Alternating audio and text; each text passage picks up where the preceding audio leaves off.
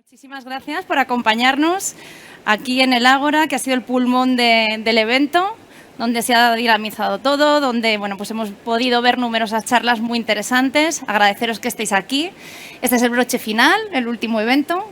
Y pues contamos hoy con una embajadora de lujo, como es la comunicadora Débora García Bello.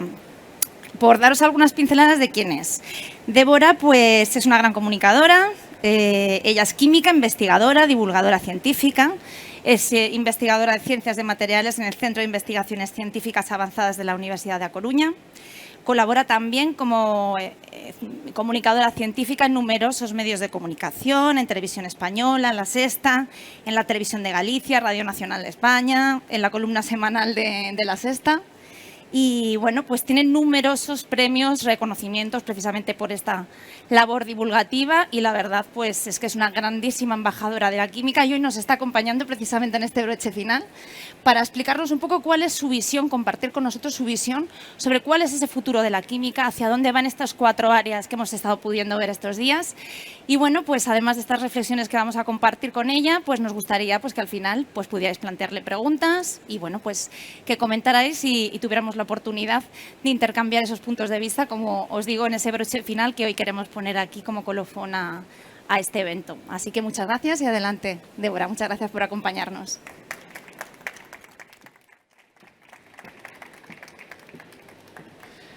Gracias a todos los que os dedicáis a la química, porque vuestro trabajo es tan valioso, y digo valioso con toda la intención y con toda la profundidad de la palabra. Etimológicamente valioso vendría de valor, y vengo a hablar de valor y de valores, porque hay que tener valor para hacer algo como esto.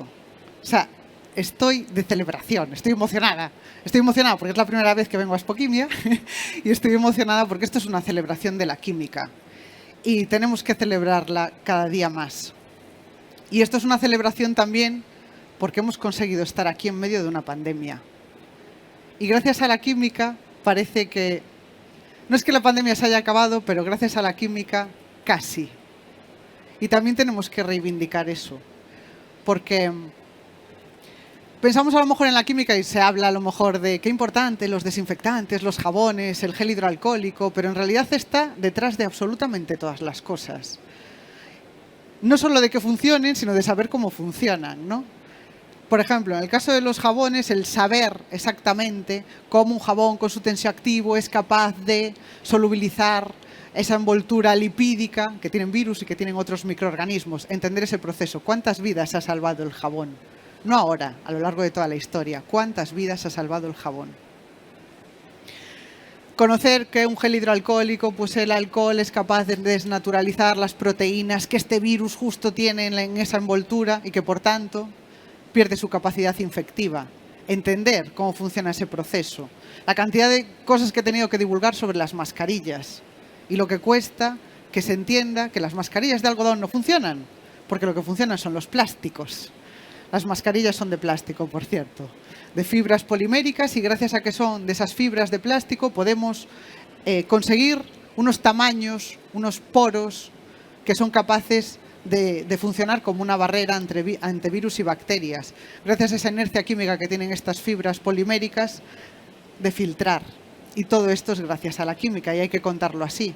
También ha sido muy importante desde el ámbito sanitario, por ejemplo, todo lo que nos hemos empeñado químicos en colaboración con físicos, con ingenieros, en que se entienda qué es un aerosol. Porque te pones a revisar papers a lo largo de la historia de cómo se transmiten otros virus, otras enfermedades infecciosas que afectan al sistema respiratorio y apenas encontrábamos nada sobre los aerosoles. Y nos hemos pasado media pandemia hablando de gotas y los químicos insistiendo en hacednos caso, esto se trata de aerosoles. Y ha tenido influencia en absolutamente todo. tenemos vacunas, igual que tenemos muchísimos fármacos, todos los fármacos gracias a la química. La química está detrás de todo eso. Por eso creo que esto es un día de celebración, que podamos estar aquí todos vacunados, todos con nuestras mascarillas. Todo esto es gracias a la química. Y esto es un hito histórico, que estemos a punto de salir de una pandemia en un tiempo récord, gracias a la química.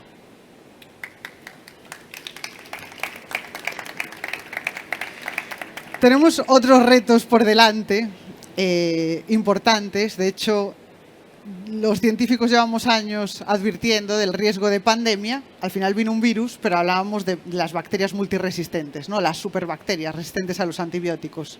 También vendrá, pero soy optimista, gracias a la química. Y tenemos otro problema delante, que es el que tenemos con el cambio climático, ¿no? Con el calentamiento global. No sé si vamos a llegar a tiempo, pero desde luego, gracias a la química, soy optimista. Si conseguimos librarnos de esta, desde luego será gracias a la química. Os decía que voy a hablar de valor, no solo de este valor, sino también de valores.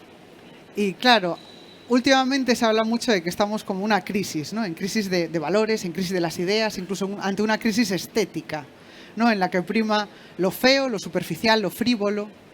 Y claro, luego veo esto y veo lo que es la química y me acuerdo de cuando por primera vez me enamoré de la química, porque yo estoy enamorada, o sea, lo que siento por la química es amor y se nota.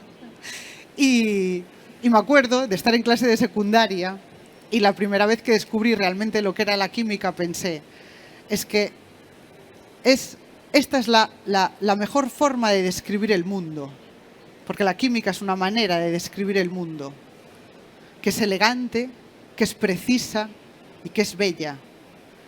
Y eso me recuerda a los valores que para mí son los valores aspiracionales, que son lo bueno, lo bello y lo verdadero.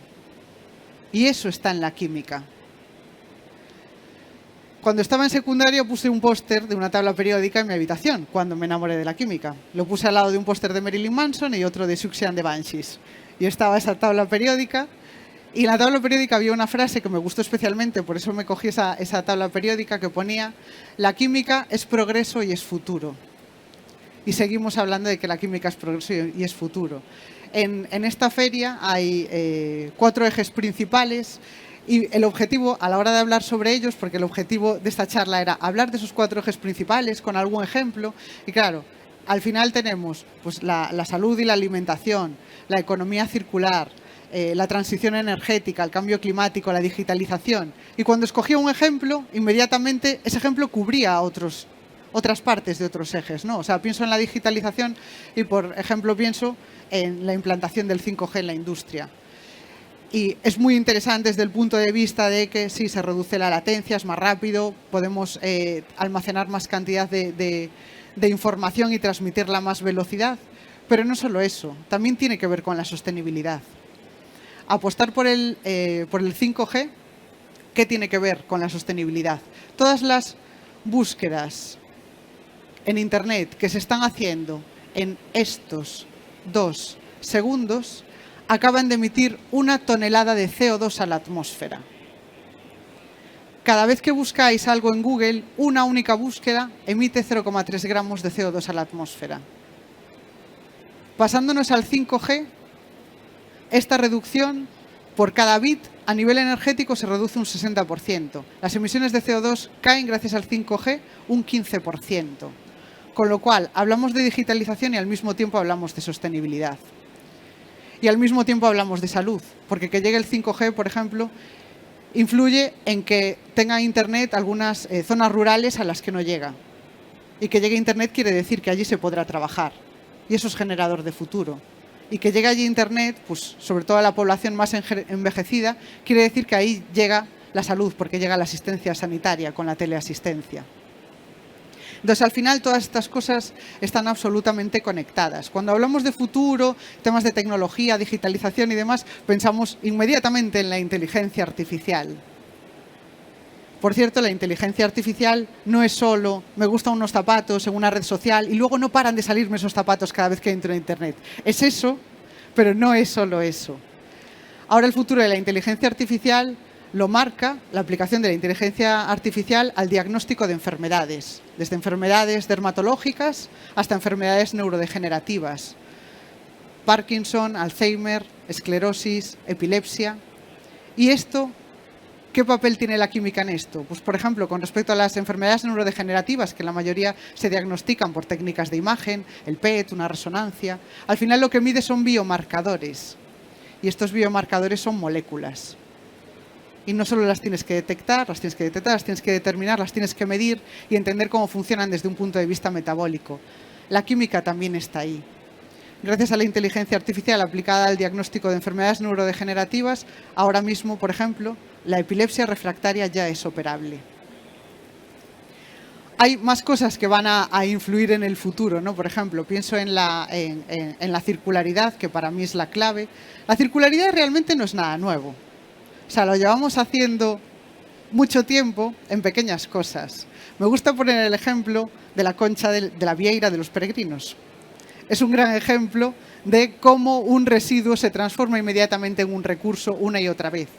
Eso que es un residuo de un alimento y que se convierte en una cuchara, en un plato, en unas castañuelas y hasta uno de los logos más exitosos de Europa. Y lo hacemos con muchísimas cosas, esto de estar convirtiendo residuos en recursos constantemente. Por ejemplo, una de las industrias más contaminantes, una de las cosas que más contaminan son la construcción, ¿no? Los cementos, los hormigones. Y también aplicamos a estos hormigones sustancias que se podrían considerar residuos y les damos una vida y otra y vidas infinitas, incluyéndolos en el hormigón. Por cierto, el hormigón no es cemento, el hormigón es cemento que hace de pegamento, son áridos. Áridos son arena, grava, etcétera, y agua. Si además este hormigón lleva un esqueleto metálico por dentro, eso es hormigón armado. Ahora estamos utilizando, por ejemplo, residuos de escombro para integrarlos como áridos en el propio hormigón. Y eso es un ejemplo de circularidad. Estamos empleando conchas de bivalvos, como por ejemplo conchas de mejillón, trituradas para integrarlas como áridos en el hormigón. Cosa que no es nada fácil porque al final cualquier cosa que venga del mar, la cantidad de sales puede afectar a la estabilidad, en este caso de la armadura del hormigón, que es algo con lo que tenemos que lidiar en la construcción costera, ¿no? En Galicia es algo con lo que lidiamos. Pues fijaos, por ejemplo, que para lidiar con esto se emplean plásticos que eran residuos y los reutilizamos en el hormigón, unas fibras poliméricas con las que recubrir la armadura de ese hormigón y protegerlo de los cloruros en la construcción costera. Y además, una de las cosas que pasa muchas veces en ciencia, ¿no? Que estás buscando una solución de un problema y resulta que te resuelve otros problemas. Resulta que al añadir fibras poliméricas a estos hormigones, luego cuando vas a los ensayos de torsión, ensayos de flexión, pues resiste mejor este hormigón, porque parece que es como más flexible. O sea, como encima salimos ganando incorporando plásticos al hormigón. Hay muchos más ejemplos de este tipo de circularidad. Lo tenemos, por ejemplo, en las maderas. La industria maderera, que sí que produce una cantidad importante de residuos en forma de virutas, en forma de harinas, ¿no? Lo típico que vas a una carpintería y está lleno de ese polvillo, y ese polvillo lo sabemos reaprovechar. Sabemos mezclarlo con algún tipo de resina, tanto sea resina plástica como una resina de otro origen, y convertirlo en un nuevo material. Por ejemplo, los nuevos asientos que tendrán los estadios deportivos se podrían construir con este material, que es un mix entre harinas residuales de la industria maderera, polímeros, que resisten muy bien a la intemperie. Se están utilizando hasta en impresión 3D, que también es algo de futuro, la impresión 3D. Y no solo poder imprimir plásticos, que ya es una cosa maravillosa, sino incluso otro tipo de materiales, mezclando incluso plásticos con residuos de la industria maderera, otro tipo de resinas, ¿no? Es algo que se está utilizando en la actualidad para fabricar texturizados, por ejemplo, las trampas de sonido, los difusores de un estudio de grabación con este tipo de materiales que son residuos de la industria maderera. Tenemos otro residuo muy interesante de la celulosa, que hemos conseguido no solamente convertir un residuo en un recurso, sino darle incluso más valor. En la industria de la celulosa, cuando se fabrica papel, el residuo principal, uno de los residuos es la lignina. La lignina es un componente que tiene la madera que es el responsable de darle color a la madera. Entonces, en un papel, el papel viejo se vuelve amarillo porque la parte de residuo que quede de lignina vuelve a ser, y por eso el papel se vuelve amarillo. Entonces esa lignina se retira, es un residuo de la industria del papel. Pues en la actualidad ya sabemos transformar lignina en un material de gran valor como la fibra de carbono. Entonces todo este tipo de cosas son lo que está marcando el futuro. Para mí el futuro es la circularidad, absolutamente. O sea, esa es la verdadera apuesta de futuro. Y ya tenemos cosas. He escogido algunos ejemplos que no estuvieran aquí para aportar algo un poco diferente. Por ejemplo, una cosa que sucede mucho en ciencia es que, eso que os contaba, ¿no? De que estás investigando sobre una cosa y te surge una solución para otra. Ocurre mucho en ciencia básica, ¿no? Pero también hay que estar al tanto de lo que sucede en la industria para saber que lo que has encontrado es una solución. Y, por ejemplo, una de las cosas que se está investigando mucho con respecto a la transición energética sobre placas solares es intentar que sean más eficientes, ¿no? O sea, todo esto que se está empleando silicio, pues emplear algún otro tipo de material que aumente esa eficiencia, ¿no? Porque ahora mismo, por ejemplo, las placas solares, la amortización energética puede tardar 2 o 3 años. Entonces necesitamos materiales más eficientes y lo más puntero que se investiga ahora mismo son las perovskitas. Ese nombre ruso, perovskita, que perovskita viene a decir es una estructura cristalina, o sea, realmente es un orden en el que están colocados los átomos en una estructura y lo llamamos perovskita. Son materiales normalmente que son híbridos, orgánicos, inorgánicos y están dando buenos resultados para integrarlos en las placas solares en sustitución del silicio. Bueno, pues investigando este tipo de materiales, de perovskitas, en ciencia de materiales hay una cosa que hacemos siempre que es, tú tienes cualquier material, y dices, a ver qué le pasa si le cambio la temperatura, a ver qué le pasa si le cambio la presión, a ver qué le pasa si le hago cosas. Bueno, pues estudiando una de estas perovskitas, resulta que al aplicarle presión, en cuanto lo soltabas, se enfriaba. Y dices, tengo un refrigerante sólido. Estaba investigando sobre energía fotovoltaica y ahora voy a tener que cambiar mi campo de investigación a investigar refrigerantes. Porque dentro de unos 20 años, por culpa del cambio climático, gastaremos más energía en refrigerar que en calentar. Y tenemos un problema importante con la refrigeración. Porque para refrigerar, realmente lo que empleamos son materiales, fluidos, o sea, en realidad fluidos, gases líquidos, que cambian de fase, ¿no? Con esos ciclos de presión cambian de fase y al cambiar de fase tienen esos ciclos de calentar, enfriar. El problema de los fluidos pues es que se escapan a la atmósfera, ¿no? El primer problema con el que tuvimos que lidiar son los CFCs, que destruían la capa de ozono, ¿no? Y ahora no se utilizan. En la actualidad sí que utilizamos fluidos que generan menos impacto en ese sentido, pero son igualmente fluidos con un gran potencial de calentamiento global. Y de aquí a unos años tenemos que irlos eliminando, ¿no? Con esto también quiero hacer una reflexión, porque, por ejemplo, una de las cosas que se hacen, que se piden a nivel de normativa y demás, es utilizar fluidos cada vez con menos potencial de calentamiento global. ¿Tenemos soluciones? Quiero decir, existe esa exigencia, pero no me querría ver en la tesitura de que tuviésemos que utilizar fluidos de nuevo que habíamos desechado en su momento, desestimado en su momento como metano o como amoníaco. O sea, que a veces tiene que ir a la par la evidencia científica con las normas que se hacen, ¿no? Y esto se puede aplicar a absolutamente todo.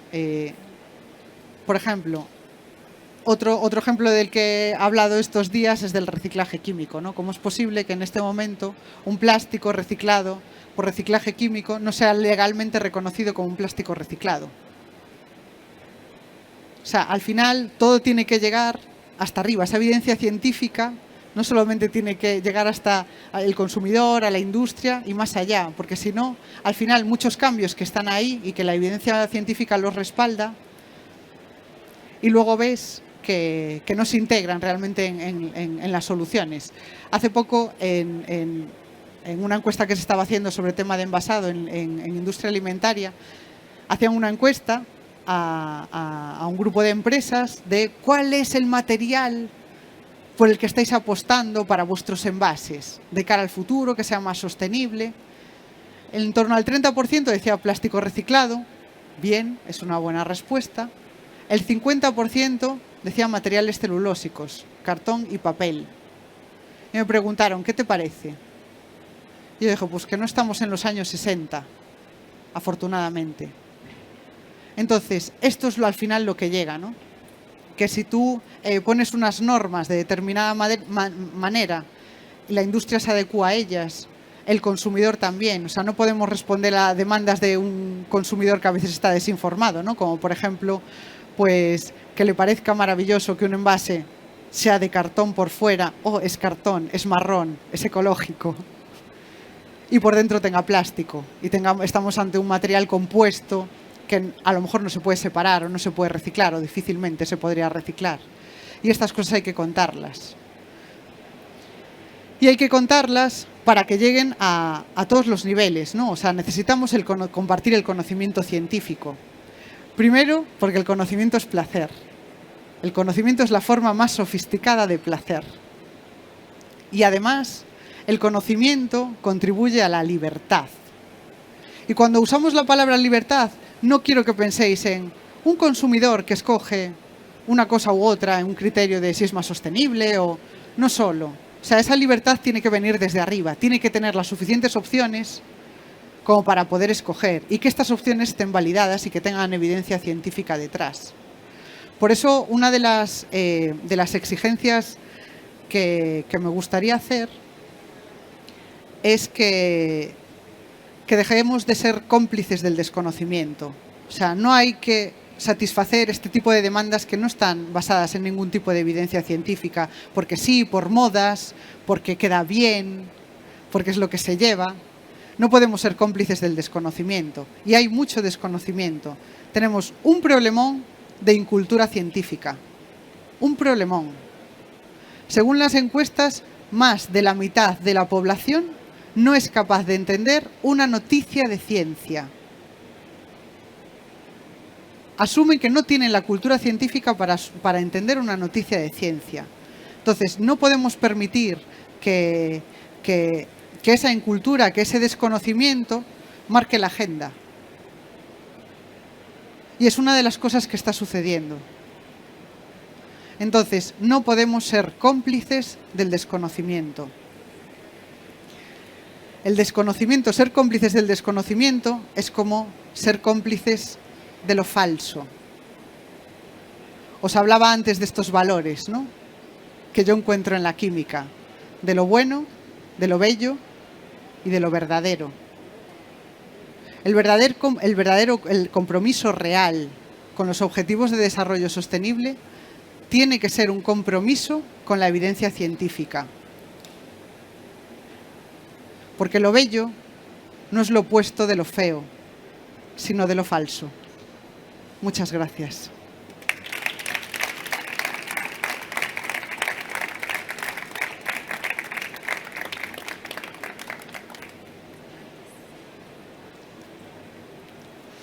Muchas gracias, Débora. Me gustaría... ¿No se oye? ¿Ahora? Ahora, sí. A ver, perfecto, me pongo aquí. Muchas gracias, Débora. Y me gustaría abrir un poco un turno de preguntas. Si alguien quiere, bueno, pues hacerle alguna pregunta, dirigirse a ella, comentar algo, hacer algún comentario, pues tenéis el micro a vuestra disposición.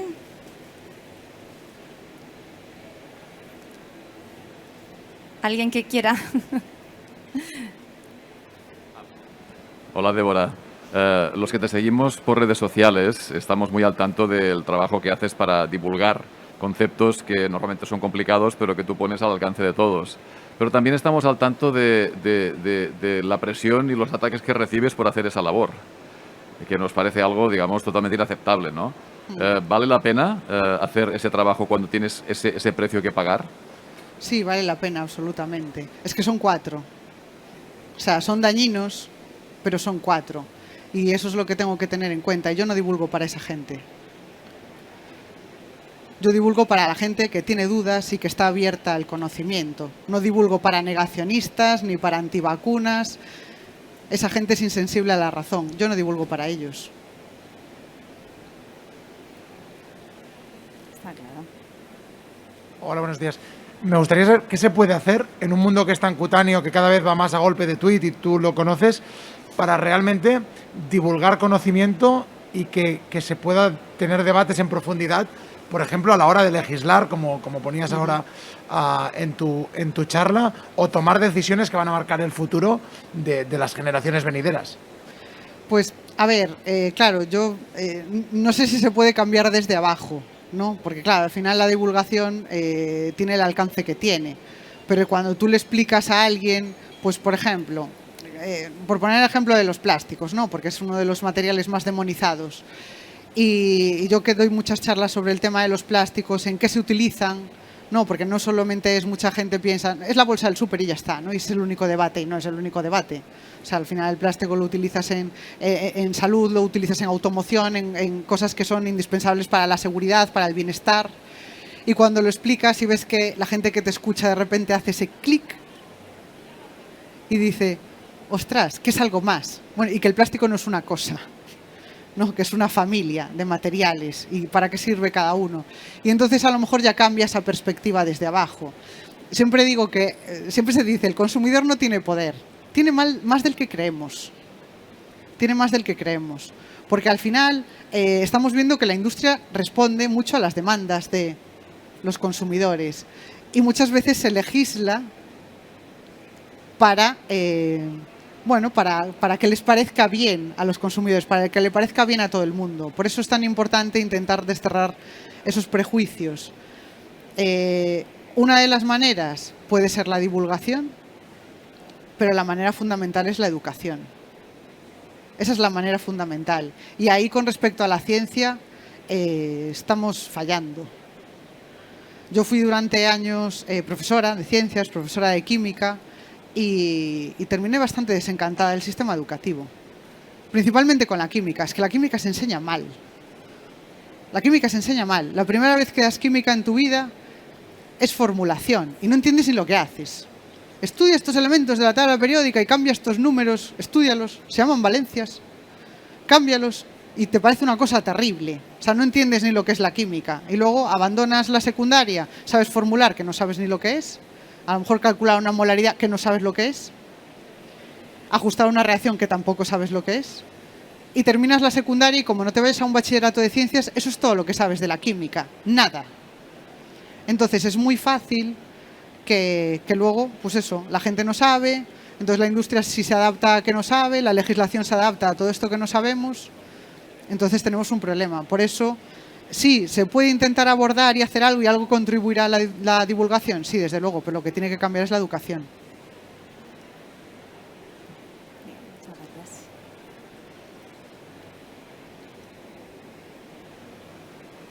Hola, buenos días. Ay, es que no te veo. Quería preguntarte, porque me ha gustado mucho el ejemplo que has puesto de la botella para líquidos de cartón, que realmente por dentro tiene plástico, porque nosotras venimos de la Universidad de Alicante y hemos creado una empresa para intentar mejorar los procesos de reciclaje mecánico de plásticos. Entonces me gustaría saber cómo podríamos revertir ese proceso y que realmente estas empresas y sus departamentos de sostenibilidad, que están súper orgullosos de este tipo de soluciones, que realmente ni puedes reciclar el cartón ni puedes reciclar el plástico, ¿cómo podríamos hacer para que hiciesen el proceso de la reflexión de que lo que están haciendo realmente no es una solución? ¿Cómo podríamos influir para que sacasen soluciones realmente eficaces y no parches? Claro, es que eso ya viene desde eso, de que se tiene que legislar de otra manera. O sea, yo puedo hacer mucha divulgación y otros comunicadores hacer mucha divulgación sobre el tema, y algo puede llegar, pero claro, no podemos llegar a todo el mundo, entonces eso tiene que venir un poco desde arriba, ¿no? O sea, ¿por qué para escoger un material, por qué no haces un análisis de ciclo de vida, que es lo que hay que hacer, ¿no? O sea, no se puede juzgar a un material, es algo que explico siempre en las charlas. Mucha gente juzga un material solamente por el final, por lo que ve, juzgando lo que, bueno, si lo dejo abandonado en un monte, bueno, se desintegra unos días, entonces no estará tan mal, ¿no? Un cartón, por ejemplo. Y en cambio un plástico, ostras, puede tardar 5 o 10 años en desintegrarse. Entonces se juzga solamente eso. Y entonces hay que enseñar que no se puede juzgar así un material. Necesitas hacer un análisis del ciclo de vida. Necesitas analizar la huella ecológica de extraer la materia prima, de transformarlo, de si es reciclable, de si de hecho se recicla. Y eso es algo que tenemos que comunicar muchísimo más. Y a lo mejor habría que poner el análisis de ciclo de vida en los materiales. Y cuando un material no se puede reciclar o no se recicla, porque aún no se sabe reciclar, indicarlo de alguna manera. Porque si no parece que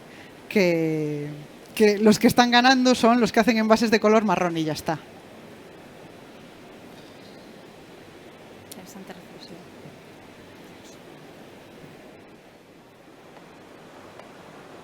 Buenas tardes, muchas gracias por la ponencia. Yo creo que hacen falta muchas Déboras y muchas ponencias como la que hemos visto hoy. Yo quería preguntarte, ¿por qué crees que existen estas barreras para hacer llegar este discurso de una manera más generalizada? Es decir, ¿es un discurso inclusivo? ¿Es un discurso que es coherente y que da una explicación razonable a los retos globales del planeta y de la sociedad? ¿Por qué cuesta tanto hacer llegar este mensaje, sobre todo en medios de comunicación, no tanto en Twitter o en redes sociales, porque al final es la voluntad que tengamos cada uno de nosotros, como empresa, como individuo, pero en medios de comunicación, especialmente, el discurso de antiplástico, antiquímica está muy integrado? ¿Por qué cuesta tanto? ¿Qué tendríamos que hacer para romper esta barrera y llegar ahí? Pues cuesta tanto porque hay una barrera educacional. Es decir, hablas de la química y la gente no sabe lo que es la química. Hablas de los plásticos y la mayoría de la gente no sabe lo que son los plásticos, ¿no? Solo piensa que son bolsas. Luego tienes, aparte de ese desconocimiento, hay un problema estético. Y es que el plástico se ve. Es decir, tú vas a una playa y no entiendes como contaminación que haya piedras de hormigón o residuos ves unos cantos rodados, naranjas de ladrillo, y hasta parecen bonitos. Eso no se entiende como contaminación. Ves un trozo de plástico y eso, estéticamente, se entiende como contaminación. O sea, el problema que hay con el plástico es que se ve. Entonces, claro, hay que enseñar todo eso. A veces señalar ese vidrio que está esmerilado por el mar, tan maravilloso. ¿De dónde viene eso, no? O sea, todos esos materiales que ahora reconocemos como si fuese algo bonito y que está ahí, que ocupa su lugar y que no es un residuo, con el plástico no sucede. Entonces tenemos esa barrera. Y luego tenemos esa barrera también con los plásticos, por lo que comentaba en la charla, ¿no? De esa complicidad con el desconocimiento. O sea, luego hay industrias que están haciendo como boicot al plástico, porque sí, porque es una moda. O sea, una cosa es que decías, voy a reducir, ¿no? Pues un sobreenvasado, lo voy a reducir. Vale, eso es coherente. Pero cambiar tus envases de plástico, por ejemplo, por envases de materiales compuestos de color marrón, pues no es una buena decisión. Pero claro, es que al consumidor le agrada ver ese tipo de cosas. Uno se va a encontrar en la playa el trozo de cartón. Y entonces, claro, al final, por eso ese es el problema, ¿no? Porque una cosa es, dices, bueno, a nivel de consumidor hay ese desconocimiento, pero luego desde arriba las cosas se hacen con evidencia científica y se hacen bien. Pero lo que está sucediendo es al revés, que el flujo es al revés. O sea, cuando hablamos de que ese 50% de la población que tiene ese desconocimiento, esa incultura científica, no solo afecta aquí, ¿eh? O sea, ese 50% está por todo. Y ese es el verdadero problema, que al final se extiende a absolutamente todo. Y cuando tú tienes un comportamiento, por ejemplo, como industria, contrario a la evidencia científica, cambiando tus envases por unos que son aparentes, pero que no son más sostenibles, estás lanzando al consumidor que esa es una buena elección. Pasa con los químicos en general, ¿no? No sé, el ejemplo de los parabenos, ¿Qué problema hay con los parabenos, por ejemplo, para usarlos como conservantes? No hay ningún problema.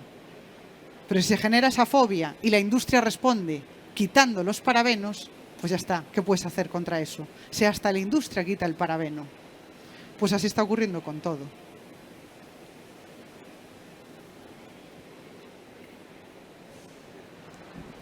Has hablado un par de veces de lo importante que es la educación. Yo te quería preguntar cómo de optimista eres respecto al papel de las mujeres en la ciencia, ¿eh?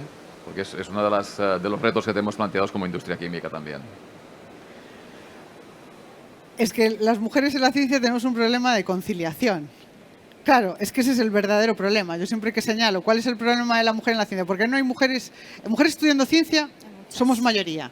Esto hay que decirlo. O sea, a las niñas les gusta la ciencia. En esto quiero ser muy crítica. No necesitamos convencer a las niñas para que les guste la ciencia ni atraerlas porque ya vienen solas. Somos mayoría en carreras científicas las mujeres. O sea que nos gusta la ciencia, nos dedicamos a ella, la estudiamos, pero luego vamos desapareciendo, ¿no? En la carrera académica vamos desapareciendo, apenas hay mujeres que llegan a catedráticas, apenas hay mujeres dirigiendo centros de investigación, o en la industria exactamente igual, ¿no? O sea, cuando va subiendo, de repente las mujeres van desapareciendo. Y no creo que sea porque seamos unas negadas. A partir de los 30 años nos da algo y nos volvemos unas negadas o desaparecemos o no nos interesan los puestos de liderazgo. Eso no es así. O sea, si no llegas porque tienes barreras. Y la principal barrera es la conciliación. En la carrera investigadora es clarísimo, ¿no? Porque claro, tú haces una carrera científica, haces el máster, haces el doctorado, te pones al final casi con 30 años, cuando empieza casi tu vida laboral de persona adulta. Y es cuando realmente tienes el reloj biológico de si quiero tener hijos, y muchas veces tienes que tomar esa decisión, o hijos o carrera profesional. Los hombres no toman esa decisión, en términos generales, estoy generalizando. A la hora de cuidar personas dependientes, ese tipo de tareas siguen recayendo sobre la mujer. Ese es el problema, que muchas mujeres no se pueden permitir el estrés ni el compromiso de un puesto de mando, porque tienen que cuidar, y está bien hacerlo, ¿no? A lo mejor, o sea, tiene que cambiar todo lo que hacemos sobre la conciliación, cómo vemos la conciliación, y tiene que cambiar también el discurso de que, como si los cuidados fuesen algo de segunda. No, mira, el tiempo que pasas con tu familia, con tus seres queridos y que cuidas a tu padre que está mayor o que está enfermo, eso es vida. O sea, a lo mejor a mí no me parece tanta vida tener ese nivel de estrés y de estar fuera de casa 28 días al mes para llegar a un puesto de liderazgo. A lo mejor hay que saber compaginar las dos cosas y tener calidad de vida. Y la calidad de vida es que todo es vida, ¿eh? Nunca me gusta hacer la separación de vida profesional y vida personal. Todas las cosas son vida, ¿eh? Y se merecen el mismo valor y el mismo respeto. Pero claro, tenemos que dejar ese discurso de como si fuese una actividad de segunda, lo más importante de la vida, que es el amor.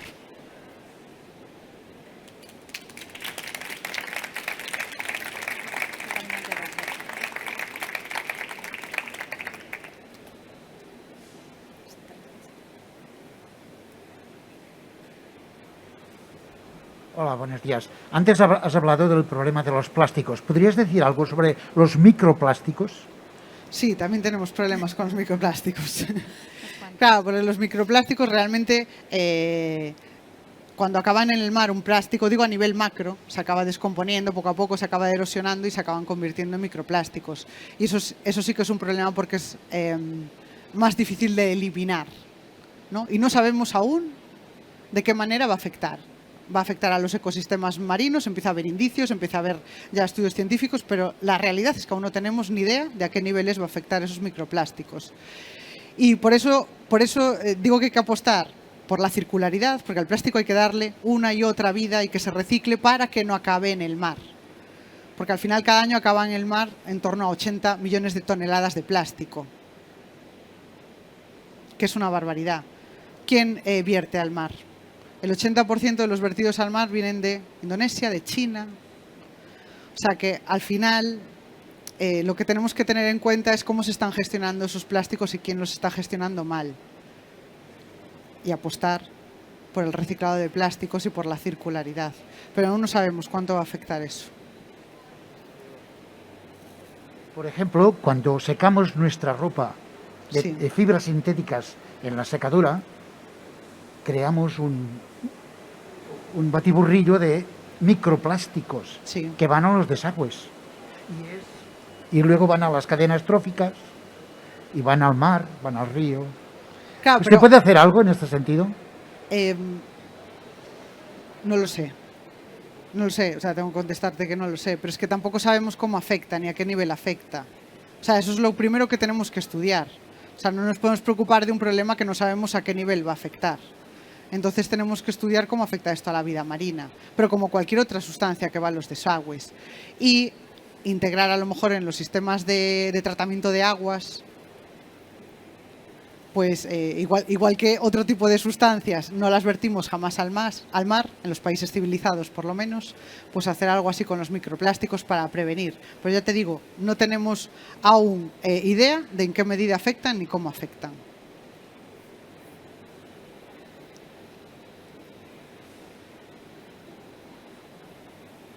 ¿Alguien más se anima? ¿Tiene alguna pregunta? Hola, Débora. Yo quería comentar al hilo de lo que has dicho antes, que sí que creo que hay un gran problema de educación científica a nivel, y te quería preguntar si no crees que dentro de la ciencia la química es incluso más grave ese problema, porque sí que me da la sensación de que la gente no sabe la importancia que tiene la química a nivel global, ya sea en energía, en alimentación, en reciclaje y todo, y creo que es un problema muy grave y que creo que la labor que tú haces en eso es muy importante. Quería preguntarte si crees que eso también. Sí, claro. A ver, es que mucha gente no sabe lo que es química. Muchas veces cuando doy charlas a pues a gente más joven o a niños y demás, y digo, es que todo está lleno de química. Tienes moléculas, átomos en el aire. Y a los niños les digo, hazte así. Eso que te está golpeando la cara es un montón de moléculas de oxígeno, de nitrógeno. Tu piel está compuesta también de química, absolutamente todo, porque claro, esa palabra química es cierto que la asociamos como si fuera un sinónimo de sintético, artificial o incluso tóxico. Y entonces, claro, hay que enseñarla, sí. Por eso las primeras clases de química a lo mejor deberían ser sobre esto, ¿no? Sobre la química de la vida, las cosas que está al final, si todo está hecho de materias y todo está hecho de química, y abordarlo desde esa perspectiva de verdad, para ya que hay como ese desconocimiento y ese prejuicio tan instaurado en el resto de la sociedad, por lo menos que desde el punto de vista de la educación, ya desde el principio se explique exactamente qué es y qué están todas las cosas. No es cuando te llevan al laboratorio, esas cosas que haces en el laboratorio son química, pero el bocadillo que te comes en el recreo ya no. Pues habría que explicar este tipo de cosas también desde abajo. Hablabas del tema de educación científica, que es importante, pero creo que también se debería hablar más de educación de limpieza, porque, por ejemplo, cuando decimos que el plástico es muy malo, pero es que el plástico, una bolsa de plástico no tiene que hacer nada en una playa. Es decir, es la misma gente que tira el plástico en todos los sitios, que en los mares están llenos de plástico, porque la misma gente somos los que estamos dedicando un material que no debería estar en esos lugares. Entonces, claro, es verdad que los países pobres cuesta esto, pero no es un tema de química, es también un tema de educación de manera formal, de evitar que los residuos lleguen a los sitios donde no le corresponde, y no sé si eso es también importante divulgarlo. Sí, claro. O sea, sí, en ese sentido sí que hay como que concienciar, ¿no? Y cuesta, porque cualquier cosa que tengas que hacer un esfuerzo que no sea solo para tu bienestar, sino para el bienestar de los demás, siempre es como más difícil de admitir, ¿no? Yo tiro la bolsa y esto me afecta a mí y ya está. Pasa, yo qué sé. O sea, lo vemos ahora hasta con las vacunas. Me vacuno yo y ya está, ¿no? O sea, me protejo a mí mismo como si no fuese un ejercicio solidario, ¿no? Y entonces hay que empezar por ahí. Sí, creo que sí, que hay que hablar de este tipo de cosas, de ser cívicos. Básicamente porque la bolsa de plástico es la mejor economía circular que existe. La coges para comprar, después te sirve para guardar los zapatos, te sirve para guardar ropa húmeda, el deporte. Sí, le das muchos usos. Lo que pasa es que siempre, lo que dices tú, se ve siempre el uso final y ya está, ¿no? Entonces, yo creo que también hay que educar a la gente de que es un material muy noble, pero que no deberíamos tirarlo. por cualquier sitio, ¿no? Ni en los bosques, ni en los mares. Y entonces, claro, ahí está el tema, ¿no? Sí, esa idea de que al final un residuo es residuo según donde esté. Porque eso, si tú te lo quedas en tu casa y lo reutilizas una y otra vez para guardar cosas, para lo que sea, pues estás multiplicando al final su ciclo de vida. Y sí, ese tipo de cosas hay que explicarlas. Pero claro, es que se da tanto a la tabarra con que el plástico es un residuo que la gente ya tiene asumido que es un material que no tiene valor. Cosa que no haría a lo mejor con una bolsa de otro material, ¿no? De un papel o de un cartón bueno. Es una buena bolsa.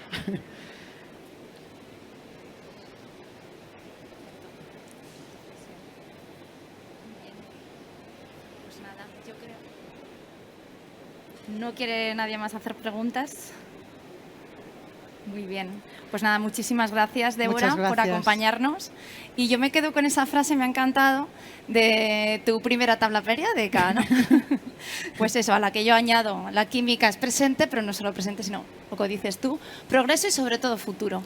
Así que nos quedamos con esa frase y nada, una vez más agradecerte que nos hayas acompañado y sobre todo esas reflexiones que nos han hecho que no daría para media hora ni para 25 minutos, sino para muchísimos debates más, para otro ágora durante muchos más días, porque has tocado muchos palos, no solamente estas 4 áreas claves que estamos tocando en Smart Chemistry, sino muchas otras, que al final vienen a decir que realmente la química está en la esencia de las personas y en la esencia de las soluciones de futuro. Muchas gracias. Muchas gracias.